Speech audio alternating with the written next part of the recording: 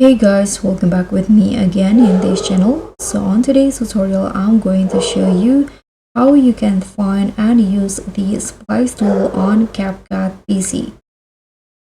So if you're looking for the Splice tool in CapCut for PC and cannot find it anywhere, don't worry, I'll show you exactly where it is and how to use it step by step.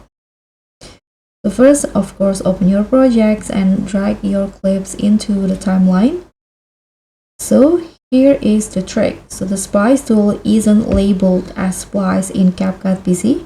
Instead, it's a part of the blend options under the video tab in here. So when you select the clip here, you can see blend options.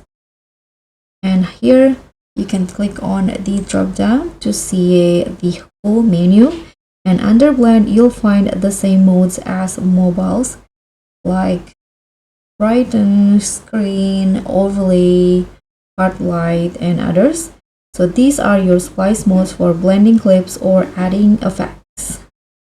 So you can adjust the opacity in here also, the opacity slider to make the effect more subtle or dramatic. So this works great for transitions, overlays, or light lead effects. So if you want to use it, let's say here I'm going to just add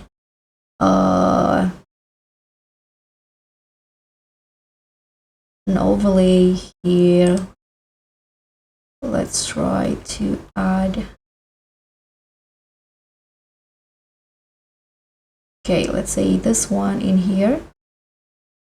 So I'm going to add it into the video, drag it like this, and now to make it blend with the main video, you can use the blend or splice tool.